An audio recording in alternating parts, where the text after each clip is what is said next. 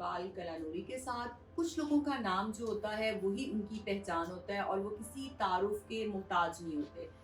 तो मुझे भी बहुत इश्तियाक था कि मैं कभी ज़िंदगी में इनके साथ मुलाकात कर सकूं। ये एक बहुत माहिर कानूनदान और दानिश्वर हैं और जहाँ पर भी हम सिविल प्रोसीजर कोड के हवाले से ज़िक्र करेंगे उसकी सब्सटेंसिव पार्ट का, ये प्रोसीजर पार्ट में जो भी चेंजेस हुई है, जो उनके ऑथर्स में से थे, तो हम ज़फ़र इकबाल कलानूरी साहब का जो नाम है उसको सर-ए-फ़हरिस्त रखेंगे।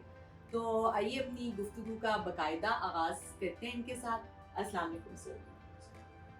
सर कैसे हैं आप? जी, अल्लाह का शुक्र। और सर सीरियसली सबसे पहले तो मैं जो आपसे बात कहना चाहूँगी कि मुझे आपसे मिलने का एक बहुत जैसे बाकी सारे स्टूडेंट्स लॉ स्टूडेंट्स को होगा, मुझे एक इश्तियाक था और बहुत अच्छा लगा आपसे मिलकर। सर कुछ अरसे से मैं ये जो सीपीसी के हवाले से आपसे आज एक बाज़ाब्ता मुलाकात करना चाह रही थी ताकि हम इस बारे में कुछ चीज़ें आप डिस्कस करें। तो सर जो ये सीपीसी में चेंजेस हुई हैं इनके रीज़न्स क्या हैं? क्योंकि एक अरसे से तो सीपीसी जो थी वो उसी तरह से हम उसे देखते आ रहे हैं। फिर what was the reason behind this changes? बहुत शुक्रिया। Civil procedure code rules of the game है कि सिविल अदालत में अगर आपने मुकदमा फाइल करना है तो कौन सा प्रोसीजर जो फॉलो करेंगे वो सिविल प्रोसीजर कोड है। आगे बहुत सारे स्पेशल लॉज हैं जो सिविल रिलेटेड हैं, लेकिन बेसिक कानून जो है वो यही है। जिस तरह criminal procedure code criminal cases को डील करने का एक कानून है। 1908 में लॉर्ड मैकॉले के अंडर जो बहुत सारे लॉज बने उनमें से सिविल प्रोसीजर कोड भी उनमें से एक लॉ है जो ज़ाब्ता दीवानी के तौर पे जाना जाता है। ये तमाम कॉमन लॉ कंट्रीज़ के अंदर यही ज़ाब्ता है। इंडिया में, श्रीलंका में, बांग्लादेश में, खुद इंग्लैंड के अंदर भी सिविल प्रोसीजर कोड है। वो थोड़ी डिफरेंट है, लेकिन है वो भी एक रूल्स ऑफ द गेम जो सिविल कोड के हैं वो भी नहीं लिखी हुई थी। ये बहुत पुराना लिखा हुआ कानून था और वक्त के साथ साथ बहुत सारी चेंजेस जो हैं वो ज़रूरी हो जाती हैं। वुल्फ रिफॉर्म के बाद 1992 में इंग्लैंड के अंदर एक पैराडाइम शिफ्ट हुई है और उन्होंने अपना सिविल प्रोसीजर कोड जो है वो चेंज कर दिया और उसमें एक नई चीज़ उन्होंने इंट्रोड्यूस कराई, केस मैनेजमेंट का प्रोसेस लेके आए। इन द नटशेल हमारा जो सिस्टम है उसमें से दो parties they are pitted against each other. उनमें से अगर एक चाहे कि केस लंबा ना चले और रोक दे और उसे डिले करना चाहे तो वो कर सकता है। हमने बुनियादी तौर पे किया ये है कि जज को इंचार्ज ऑफ थिंग्स रख दिया है। जज is know under these amendments not a जज, he is a case manager. तो ये कॉन्सेप्ट लाए।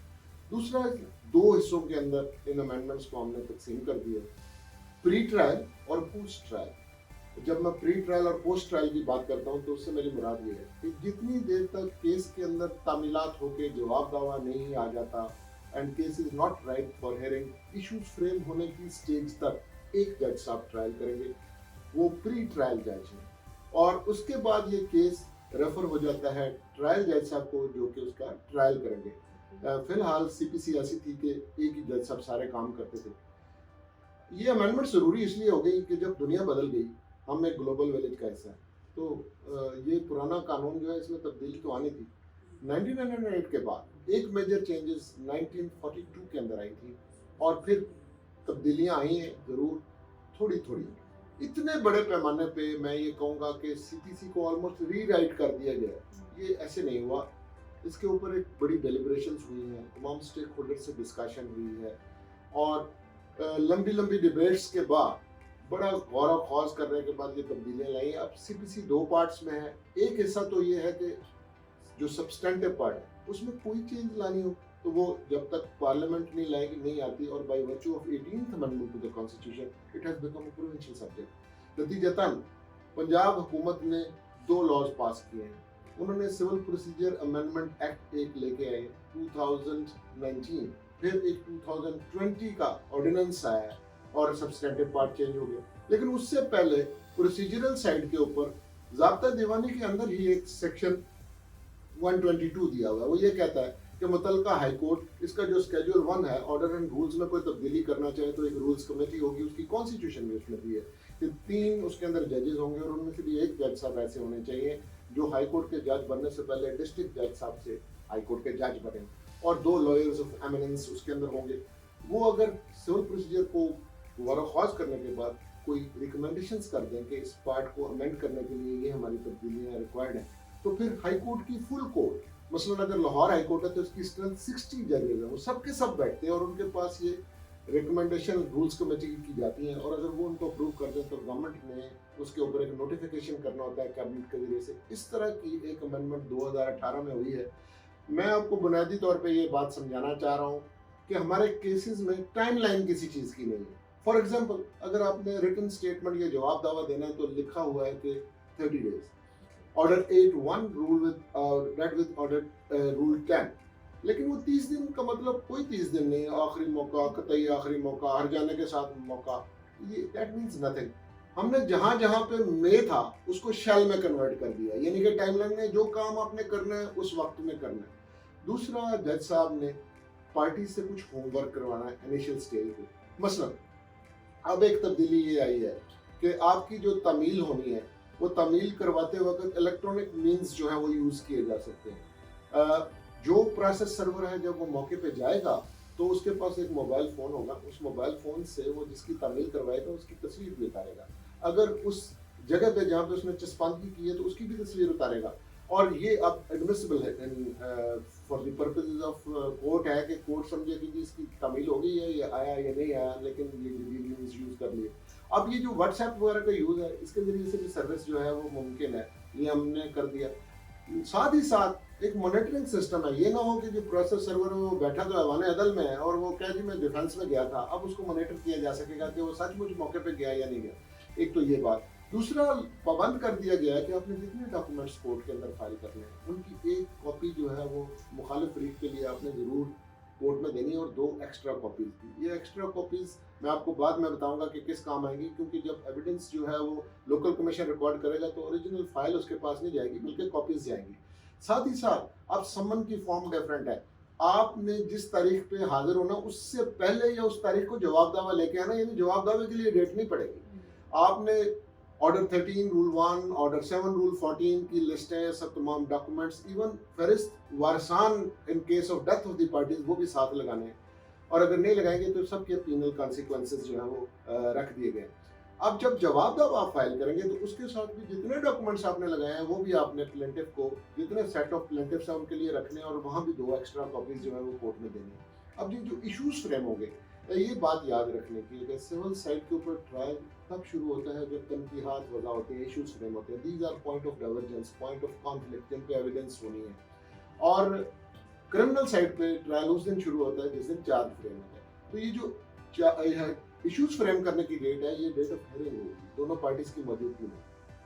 अब जो काम सबके लिए मुश्किल हो रहा है वो ये है, मैं सिखाना भी चाह रहा हूँ आपके प्रोग्राम के तवज्जुह से, हम सबको ये बात सीखनी है। हमने ये किया है कि एक फॉर्म्स डिवाइस कर दिए, और वो फॉर्म्स ये डिवाइस कर दिए कि सीपीसी में कुछ चीज़ें लिखी हुई थी पहले भी, लेकिन उन पर अमल दरामद लाजमी नहीं था, करवा लें या ना करवा लें। मसलन अब ये लाजमी हो गया कि कोर्ट के अंदर जब डिफेंडेंट हाजिर होगा तो पार्टीज की पर्सनल अपीयरेंस के लिए जज साहब ने एक डेट रखनी है, ताकि उनसे वो स्टेटमेंट रिकॉर्ड करके कोई क्लैरिफिकेशन ऑफ प्लीडेंस करना चाहे तो वो भी कर सकते हैं। उनकी हाजिरी लाजम हो गई। उसके बाद आपने प्रोडक्शन ऑफ डॉक्यूमेंट्स की दरखास्त, दोनों पार्टीज ने दूसरी मुखालिफ पार्टी से कहना कि इन डॉक्यूमेंट्स की एडमिशन डिनाइल्स कर लें, फैक्ट्स की एडमिशन डिनाइल्स कर लें। ये चीज़ें पहले सीपीसी में लिखी हुई थी, लेकिन अब आपको फॉर्म भरना है कि आपने मुखालिफ फरीक से क्या चीज़ ऐसी है जो एडमिट करवाना चाहते हैं, कौन से डॉक्यूमेंट्स हैं जो उसके पोजेशन में है उससे बरामद कराना चाहते हैं, या आप उन डॉक्यूमेंट्स के बारे में उसकी राय लेना चाहते हैं कि इसकी एडमिशन करो। ये सारा कुछ करवाना है।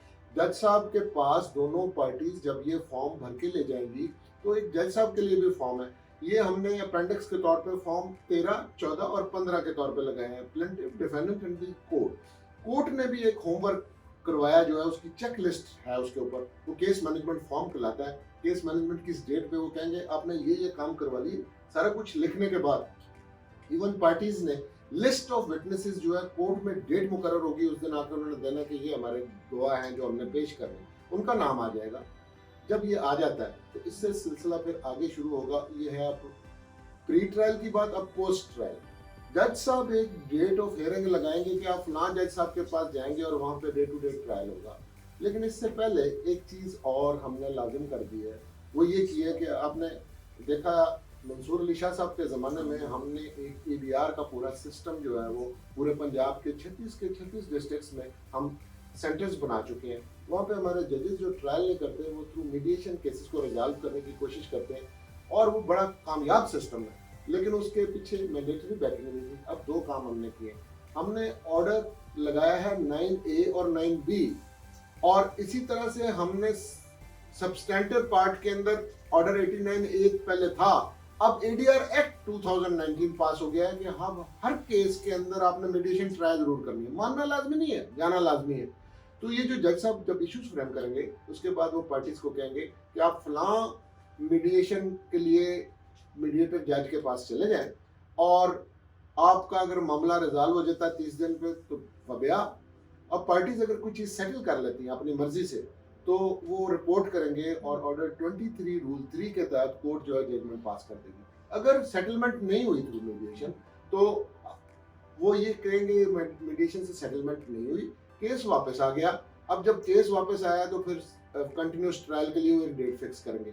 लेकिन इस दौरान मैं आपको एक बात बताना चाह रहा हूँ कि ऑर्डर 23 रूल 3 ये कहता है कि अगर केस चलते के दौरान पार्टीज किसी भी तरह से कोई मुसालहत कर ले, तो court is bound to pass a decree in accordance with the settlement. ये पहले भी कानून है, अनलेस इट इज अनलॉफुल और अनकॉन्शियसेबल, वरना वो डिग्री होगी, it has the force of law.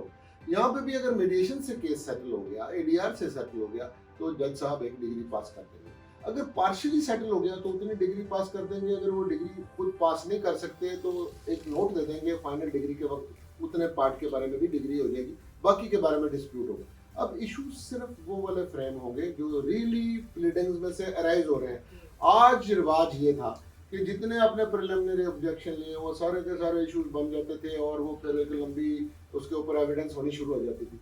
अब जब केस जाएगा ट्रायल के लिए, तो यहाँ पे भी एक कॉन्सेप्ट हम ये लेके आए कि डिस्ट्रिक्ट जज साहब के पास एक लिस्ट होगी रिटायर्ड जजेस की, लॉयर्स की, जिनका पैनल होगा। तो ट्रायल जज जो है वो एविडेंस रिकॉर्ड करने के लिए वो फाइल जो है वो लोकल कमीशन के पास भिजवाएंगे। गवाहान की हाजिरी लगाने के बाद, ये नहीं है कि लोकल कमीशन हाजिरी लगवाता फिर वो एविडेंस जब रिकॉर्ड प्लेंटिफ की कर लेंगे तो वो वापस भेजेंगे। प्लेंटिफ की एविडेंस के बाद फिर डिफेंडेंट की एविडेंस के लिए ये होना सारा काम 3 महीने के अंदर अंदर मुकम्मल होनी है एविडेंस। और जब ये हो जाएगी तो एक काम हमने और कर दिया कि स्केलेटन ऑफ आर्गूमेंट, यानी समरी आपकी जो एविडेंस आपकी आर्गूमेंट्स की है वो कोर्ट में आपने दाखिल करना मैंडेटरी रिक्वायरमेंट है, और उसके साथ केस लॉ भी आप लगा देंगे। जब आपने लगा लिया तो उसके 7 दिन के अंदर अंदर आपने ये करना है। 7वें दिन आर्गूमेंट्स के लिए कोर्ट में केस रख लिया जाएगा। ज़ाहिर है लंबी चौड़ी बहस की जरूरत पेश नहीं आएगी जब दोनों पार्टीज ने रिटर्न आपको अपनी सिनॉप्सिस या समरी सबमिट कर दी। तो जज साहब वो आर्गूमेंट सुनने के बाद एक डेट डालेंगे जो किसी सूरत में 15 दिन से ज़्यादा नहीं होगी, और उस दिन उन्होंने जजमेंट देनी है और जजमेंट के साथ डिग्री भी पास करनी है। और जिस तरह बैंकिंग साइड पे है, आपके हाथ में दोनों पार्टीज को जजमेंट एंड डिग्री बनाकर लिख कर देंगे, उसका वेट नहीं करना। देखिए ये सारी चीज़ें जिसके अंदर बड़ी टाइमलाइन लगी, और यहाँ तक है कि उन्होंने automatic conversion of degree into execution करनी है। आपको इजरा की या एक्सिक्यूशन की अलग दरख्वास्त नहीं देनी, आपने वो दरख्वास्त फाइल की। अब सबसे ज़्यादा मेहनत हमने जो की है वो ऑर्डर 21 पे की है।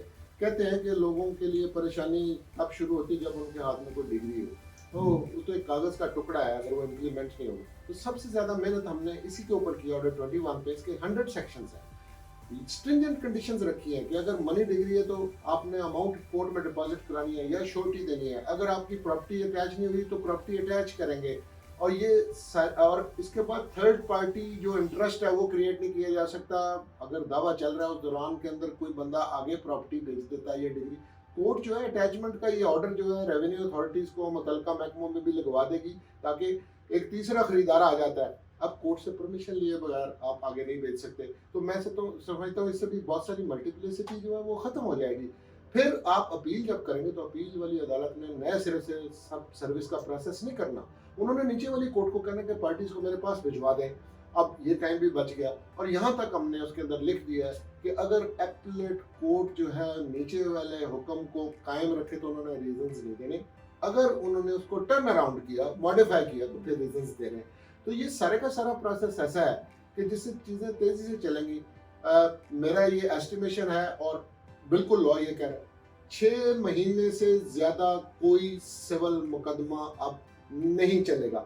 जो कि अभी मेरे पास एक डाटा है, मैंने कलेक्ट किया था कि उसके मुताबिक कम से कम 12 से 14 बरस लग जाते हैं सिविल के उसको मुकम्मल होते हुए, और वो कहते हैं कि दीवानी मुकदमा बंदे को दीवाना कर देता है।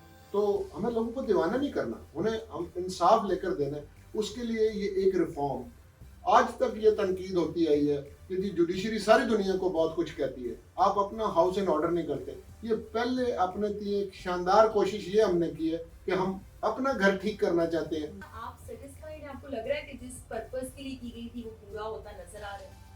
जी मैं तो अल्हम्दुलिल्लाह बहुत सेटिस्फाइड हूँ, क्योंकि ये बड़ी वेल थॉट ओवर चेंजेस हैं। ये इवेंचुअली कामयाब होंगी और यही सिस्टम डिलीवर करना शुरू कर देगा। हमारा सिस्टम डिलीवर नहीं कर रहा। जो आम आदमी है जिसकी वजह से ये सारा निज़ाम है, वो सब कायम करके सिस्टम वो पेड मास्टर है, मेरा भी, आपका भी, जज साहब का भी, कोर्ट के अमले का भी। तो वो इस सिस्टम से सेटिस्फाइड ही नहीं है, क्योंकि दादा मुकदमा दायर करता है कोर्ट में, तो शायद कभी जाके इंसाफ मिल जाए, तो इतनी ताकीद से दिया हुआ इंसाफ तो नाइंसाफ़ी होती है। तो ये अमेंडमेंट्स इसी नज़रिए को रख के की गई है, और मैं समझता हूँ ये बिल्कुल डिलीवर करेंगे। अच्छा सर, एक बहुत शदीद रिस्पॉन्स आया है वकील बिरादरी की तरफ से, बहुत ज़्यादा स्ट्राइक्स की गई हैं, बड़ा उन्होंने इस चीज़ को एक तरह से नेगेटिव ली है कि इतनी सडन चेंजेस जो हैं वो सीपीसी में ले आए हैं, और मतलब वकील उस तरह से प्रिपेयर भी नहीं थे, इन्फॉर्म भी नहीं थे। तो उन चीज़ों को आप किस तरह देखते हैं, उनके इस एक सडन रिस्पॉन्स को आप किस तरह से लेते हैं? देखिए कि हर मामले के अंदर वकील गलत नहीं होते। इस बार वकील का ये जो एतराज़ है, it is a lot of substance. थोड़ी बैकग्राउंड ये बताऊं कि ये जब अमेंडमेंट्स की थी तो ये तकरीबन 1.5 साल लगे। 1.5 साल हमने तमाम स्टेक होल्डर्स जिनमें हमारी बार एसोसिएशन, बार काउंसिल्स हैं, जितने बड़े बड़े लॉयर्स हैं, सबको इन्फॉर्म किया। इन चेंजेस को हमने लाहौर हाई कोर्ट की वेबसाइट के ऊपर भी रखा हुआ था, और हमने कहा कि सेशन में उस पर लंबी चौड़ी बड़ी बहस हो गई है। लेकिन एक बात हमने बावजूद ये सोची थी, ये 2018 की बात है, ये 2018 के अंदर ये अमेंडमेंट्स पास हुई थी, और उस वक्त हमने ये गुंजाइश रखी थी कि इनको by way of pilots introduce कराया जाए। 3 डिस्ट्रिक्ट्स में हम लाना चाह रहे थे। पंजाब के 3 कल्चर्स हैं, एक सराइकी बेल्ट, एक सेंट्रल पंजाब, और एक हमारा है कोटवाली कल्चर। तो हमने चूज़ किया था मुजफ्फरगढ़ और कसूर और इधर से जेल। यहाँ पर हमने जजेस की ट्रेनिंग करनी, हम वकला की भी ट्रेनिंग करने जा रहे थे। और मेरा ये ख्याल है कि हमारा जो ओरिजिनल सोच थी वो बिल्कुल दुरुस्त थी कि आप इनको बाय वे ऑफ पायलट 6 माह के लिए 3 डिस्ट्रिक्ट्स में लाइए, इनको रन करें। इसमें कोई कमी बेशी भी हो सकती है, हम इंसान है, कोई अकल कुल नहीं है, और फिर इनको पूरे पंजाब के अंदर आप राइज करें। इन्होंने बैक जुम्बिश कलम अब जो नवंबर से पूरे के पूरे पंजाब में इनको राइज कर दिया। और Punjab, you can only compare apple with an apple. Punjab 62% है पॉपुलेशन वाइज, मगर पंजाब के अंदर litigation 84% litigation of Pakistan is in Punjab, it is huge. तो आपने इतनी बड़ी चेंजेस बगैर जजेस की ट्रेनिंग किए, बगैर कोर्ट के अमले की ट्रेनिंग किए, और बगैर वकला की ट्रेनिंग किए आपने इनको कर दिया है राइज। अब उसमें मुश्किलात आ रही हैं। देखिए, इनका एक हल तो ये, और ये मैं आपके प्रोग्राम के तवज्जुह से chief justice Lahore high court साहब को अपील कर रहा हूँ, क्योंकि इसके अंदर ये लिखा हुआ था नोटिफिकेशन में कि ये चेंजेस एप्लीकेबल होंगी उन डिस्ट्रिक्ट्स में उस पीरियड के लिए जिसको नोटिफाई करेंगे chief justice Lahore high court. और अब उन्होंने, कोई नाक का मसला नहीं है, अभी भी बेटर सेंस अगर प्रवेल करे और हम अच्छा रास्ता निकालना चाहते हैं तो इनको बाय वे ऑफ पायलट्स कुछ डिस्ट्रिक्ट्स के अंदर एक पीरियड के लिए पहले हम राइज कर लें। इसके लिए जजेस की भी ट्रेनिंग होनी चाहिए, जुडिशल एकेडमी में एक बेंच बुक भी लिखनी चाहिए, वकला की बार एसोसिएशन और बार काउंसिल्स का रोल है तो ट्रेनिंग करें। बल्कि हर शहर के अंदर मैं कहता हूँ कि कुछ लॉयर्स हैं जो उस्ताद का दर्जा रखते हैं, आप कम से कम उनको पहले कॉन्फिडेंस में लेके वो बाकी लोगों की ट्रेनिंग करेंगे, और ये बहुत अच्छे तरीके से ये राइज हो सकती है। अगर नहीं आप पंजाब में करना चाहते तो फिर हमें हंगामी बुनियादों पे ये ट्रेनिंग प्रोग्राम इस तरह के फिर भी शुरू करना चाहिए। और पहला मरला जो है वो ये है कि हमारी अभी नई पंजाब बार काउंसिल आई है, नई पाकिस्तान बार काउंसिल आई है, हमारे डिस्ट्रिक्ट बार्स के इलेक्शन भी नए हो गए हैं, तो हम मिल बैठे हैं। एक फोरम होना चाहिए जिसपे ये जो हमारी लीडरशिप बार की है ये बैठे, और हाई कोर्ट के जजेस भी इसके ऊपर बैठे, और हम गुफ्तगू शनीद करें और डायलॉग करें, और फिर देखें कि किस तरह से हम इस मामले को रिजॉल्व कर रहे हैं। क्योंकि अगर हड़ताल होगी ना, हड़ताल में किसी का फायदा नहीं है, वो तो क्लाइंट भी सफ़र करता है, मैं भी सफ़र करता हूँ। लेकिन वकला के लिए एक खुशखबरी की बात मैं ये बताना चाह रहा हूँ, देखिए जब ये सिस्टम डिलीवर करेगा तो लोगों का इस सिस्टम पे एतमाद बढ़ेगा, आपके मुझ पे भी एतमाद बढ़ेगा। हमें अपनी सारी फी जो आप फ्रंट मिलती है, मैं तो एडवांस में फी ले लेता हूँ। अगर वो मेरा केस 10 साल चल गया तो मुझे तो वो 10 रुपये पेश ही नहीं पड़ता। मैं कब चाहता हूँ कि मुकदमे बहुत लंबे हों। फिर ये जो हमने एडीआर का सिस्टम लेके हैं, बिलीव यू मी, आधे से ज्यादा मुकदमे तो इसी रूट से निकल जाएंगे, outside the court settlement of dispute. और वकला का वहाँ पे भी एडीआर कोर्ट्स के अंदर भी अहम रोल है, वहाँ पे भी हाउस नहीं हो रहा है। बल्कि मैं तो वकला को ये कहता हूँ कि पूरी दुनिया में अब इस तरह का रिवाज है कि outside the court settlement of disputes हो रही है। अमेरिका में सिर्फ 5% केसेस कोर्ट में जाते हैं, हम इंग्लैंड के अंदर 80% केसेस अब बाय रिजॉल्व हो रहे हैं। आपको मीडिएटर बनना है, आपको आर्बिट्रेटर बनना है, आपको ये वाली नई चीजें हैं जिसके अंदर अगर प्रोफेशनल आपको गेन करना है। और फिर कुछ केसेस में लिटिगेट ही होंगे, अगर वो तेजी के साथ और केस मैनेजमेंट लगाकर और डे टू डे ट्रायल के साथ हम वो रिजॉल्व करेंगे तो लोगों को यहाँ पे भी इंसाफ मिलेगा। ये कोई रॉकेट साइंस नहीं, दूसरे मुल्कों के अंदर भी ये हुआ है, हमें भी ये करना पड़ेगा और इस तरह से ये सिस्टम भी होना पड़ेगा। सर, आपकी सजेशंस के साथ तो मैं तो बहुत ज़्यादा कन्विंस्ड हुई हूँ, और मेरे ख्याल में इन सजेशंस को जो है वो अगर ये इम्प्लीमेंट हो जाए तो जितना भी ये इश्यूज हो रहे हैं या वकला जो फेस कर रहे हैं प्रॉब्लम्स, वो सारी बहुत अच्छे तरीके से रिजॉल्व हो सकती हैं। अच्छा सर, मैं थोड़ा सा ये जानना चाह रही थी कि वकला का रिस्पॉन्स तो हमें पता चल गया, जुडिशरी का रिस्पॉन्स क्या आया है इस बारे में? मतलब जजेस को भी क्या कोई प्रॉब्लम फेस हो रही है एकदम से इन चीज़ों को फेस करते हुए, या वो लोग इससे सेटिस्फाइड हो गए हैं कि ठीक है?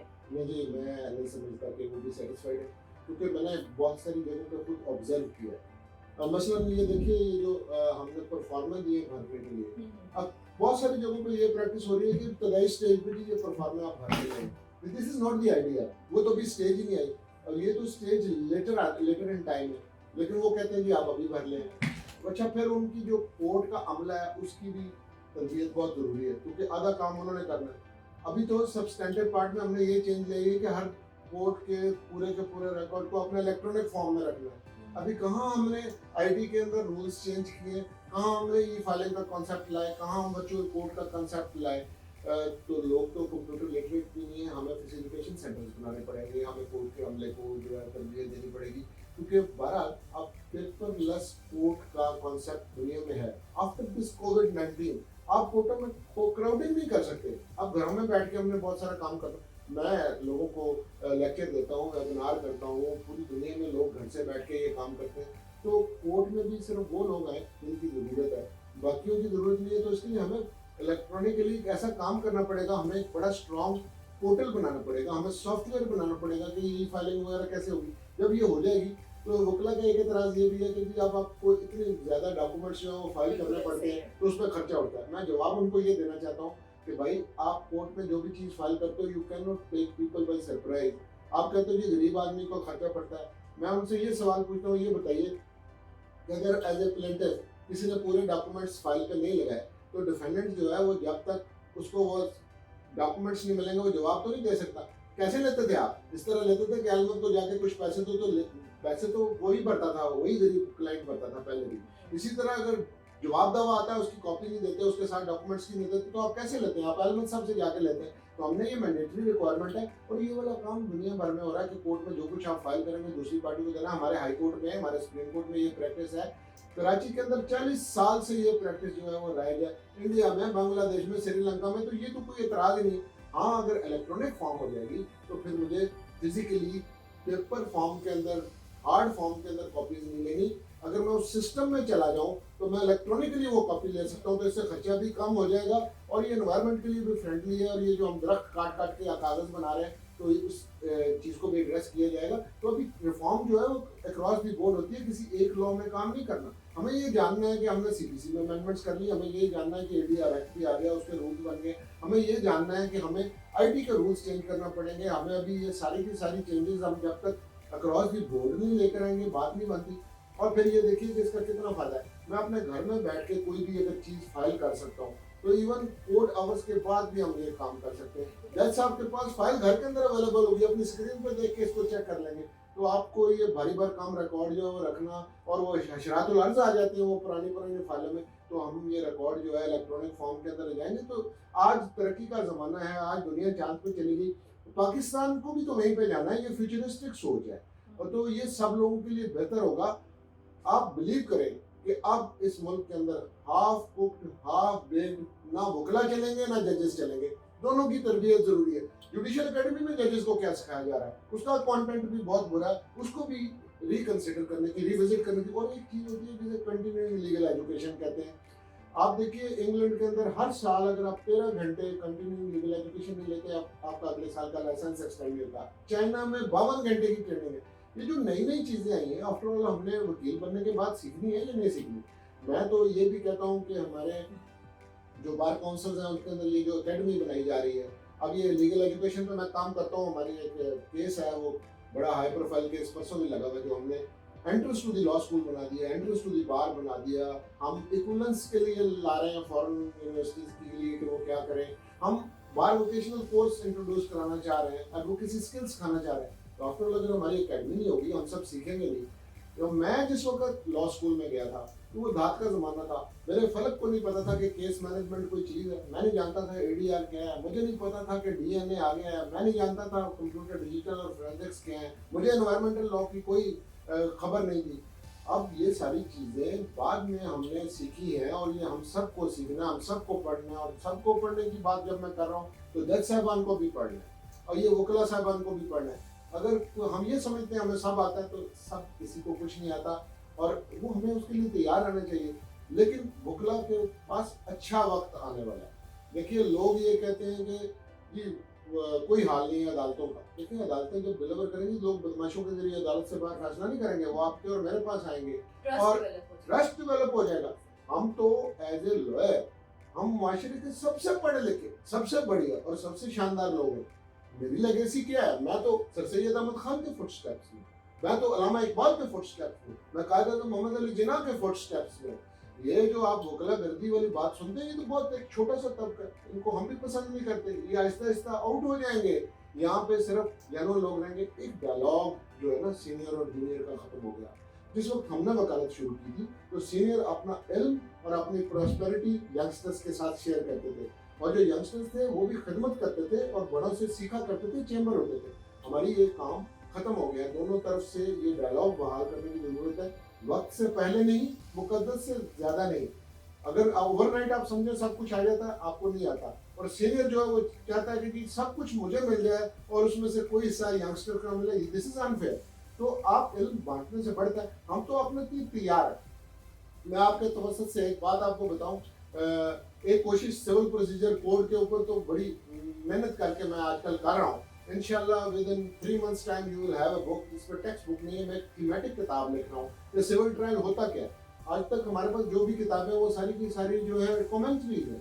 तो हमें इनको इन पॉइंट ऑफ व्यू से चीज़ों को आप स्टडी करना है और जिसके पास जो चीज़ है उसको शेयर करें। और शेयर करने से हम कब कहते हैं कि जी लॉ जो है फाइनल है। आपके जहन में ये बात हो कि जी और मजीद अमेंडमेंट्स सीपीसी में क्या कोई होंगी या क्यों नहीं होंगी। लिक्विड चीज है कानून, मुस्तकिल नहीं है। इंसान आते जाते रहते हैं और उसके मुताबिक तब्दीलियां जो है वो भी वक्त के साथ आती जाती हैं। ये तो मजहब के अंदर भी इजमा का कंसेप्ट है कि जदीद तकाजों के मुताबिक आप जदीद तब्दीलियां कर लें। तो लॉ कोई फाइनल चीज है, ये कोई फाइनल चीज नहीं। रूल्स कमेटी भी वही है, पार्लियामेंट बैठी है, लेजिस्लेशन करने वाले वो भी है।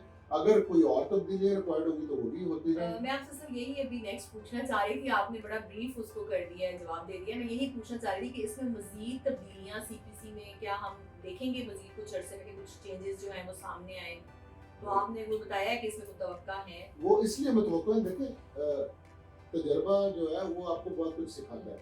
जब हम ये नए सिस्टम के साथ डील कर रहे हैं तो मुमकिन है इसके अंदर कई चीज़ें खराब हों, उनको ठीक करने की जरूरत हो, किसी की करेक्शन, किसी को रिफाइन करना, किसी को बेहतर करना, कोई हर्ज नहीं है। मैं तो ये कहता हूँ कि इवन आईने पाकिस्तान है ना, आपने देखा होगा कि अपोजिशन बड़ी सीख पा हो जाती है, खासतौर पर पीपल्स पार्टी की 18वीं तरमीम होगी। ये कोई सहीफा या आसमानी थोड़ी है, उसमें कुछ चीज़ें अच्छी होंगी, कुछ बुरी होंगी। अगर आप उसके अंदर फिर बैठ के तब्दीली कर लें तो बिल्कुल की जा सकती है। तो कानून एक ऐसी चीज़ है जिसमें वक्त के तकाज़ों के साथ तब्दीलियाँ होती हैं और करनी चाहिए। नहीं, मैं आपकी बात से ये भी बहुत एग्री हूँ जो आपने कहा कि वकला को भी थोड़ा अपग्रेड होना चाहिए। जिस तरह से हम लोग कुछ चीज़ें देखते आए हैं कि मतलब जो एक पैटर्न या जो चीज़ें चल रही हैं, तारीखों पे तारीखें हो रही होती हैं, या जिस तरह से वकला जो है वो थोड़ा सा हो जाते हैं, मतलब लेजीनेस शो करते हैं या नए नॉलेज को गेन करने में, उसको इम्प्लीमेंट करने में थोड़ी सी हम कोताही कर जाते हैं। वो आपकी बात बिल्कुल ठीक है। कि अब जहाँ दूसरे ममालिक में इतनी चेंजेस आ रही हैं तो यहाँ पर भी वकला को चाहिए कि वो उन चेंजेस में उनका साथ दें। और ये और मैं आपको बताऊं, Rome was not built in a day, but it was built alright. All great journeys begin with the first step. ये फर्स्ट स्टेप हमने दे दिया, हमारे इंस्टीट्यूशन ने रिस्पांस दे दिया, let the whole world know कि जी ये चीजें। और एक बात आपके प्रोग्राम के वजह से और मैं लोगों को बताना चाहता हूँ कि हमने ये जो स्केड्यूल के अंदर चेंजेस की, जिसको गवर्नमेंट ने पास किया, उसके बाद 2 एक्ट लाए। उन एक्ट्स ने जो सब्सटेंटिव पार्ट को चेंज किया, वो उसने इसको फॉलो किया, वो इसको कम्प्लीमेंट कर रहे हैं, उसको सपोर्ट कर रहे हैं।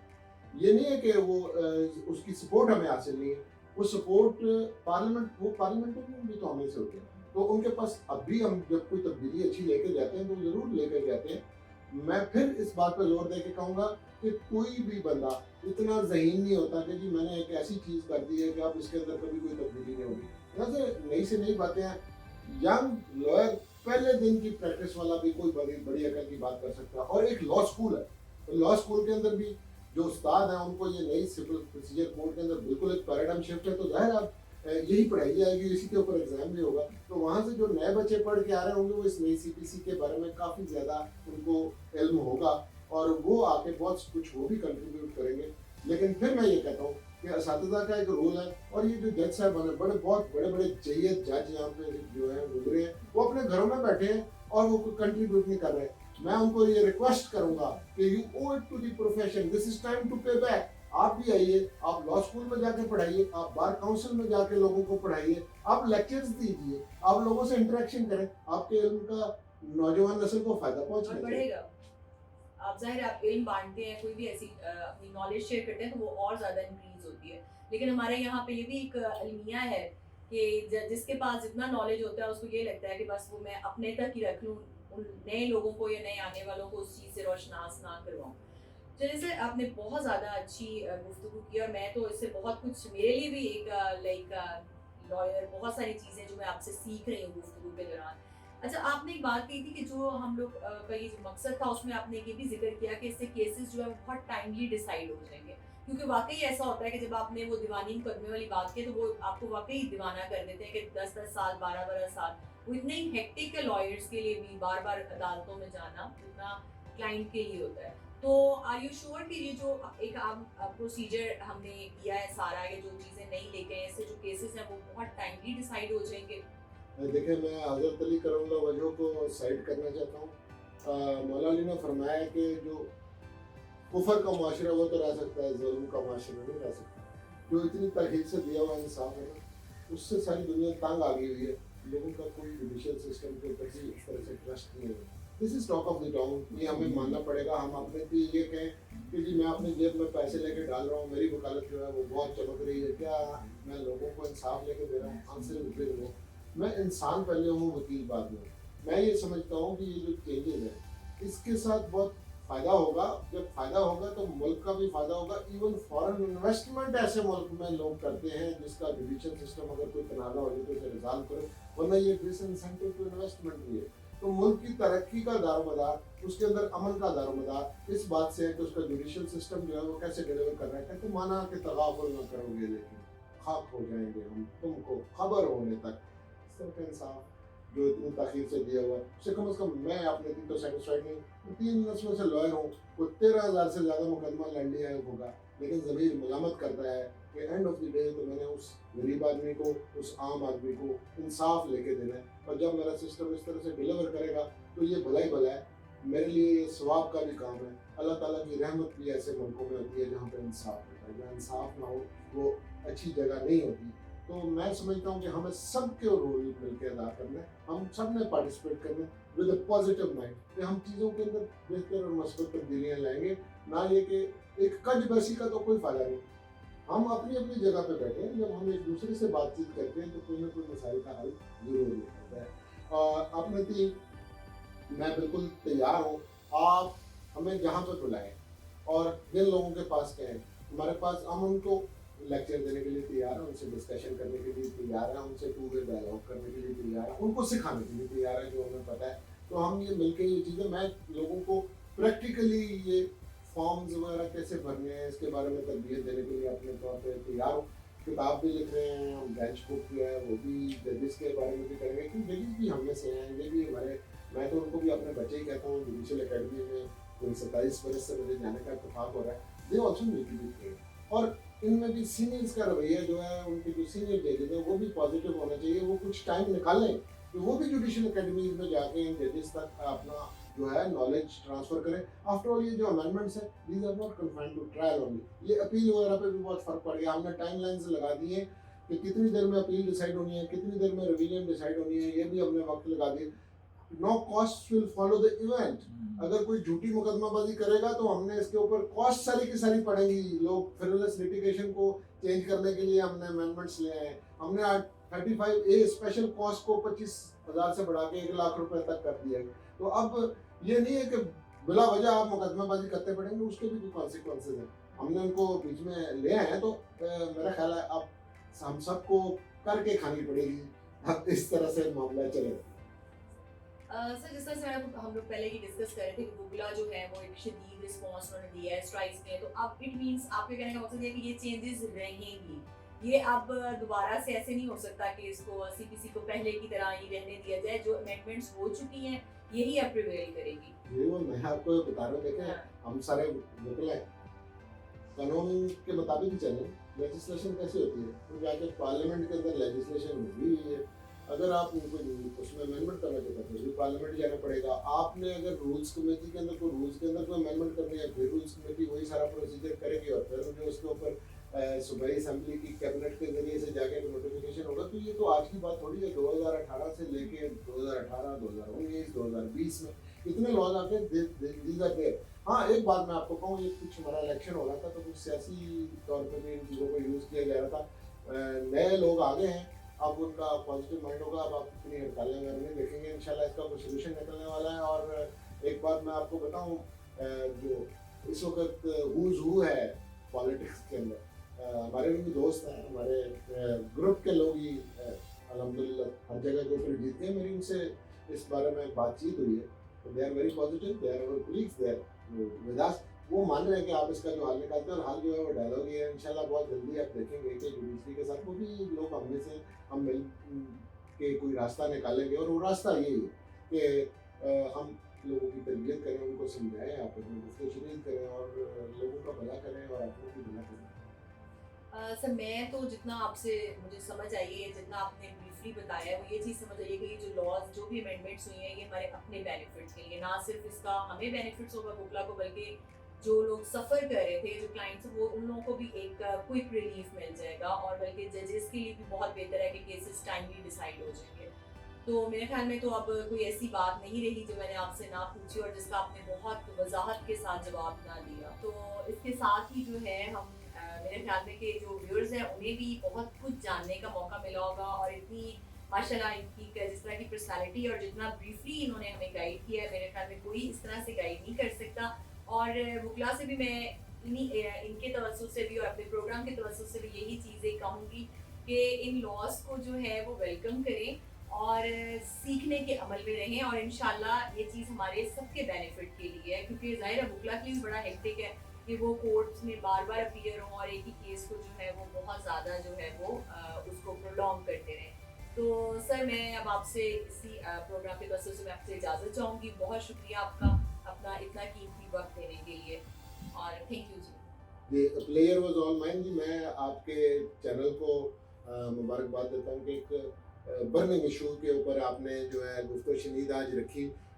बड़ी फ्रूटफुल डिस्कशन हुई है, specially in view of the questions जो पोज्ड। और हम अब और बहुत सारे लीगल इश्यूज इस तरह के हैं जो लोगों की इमीडिएट तवज्जो चाहते हैं और उसके ऊपर हमें गौर करना चाहिए। तो आइंदा प्रोग्रामों में इंशाल्लाह उस पर भी बात करेंगे।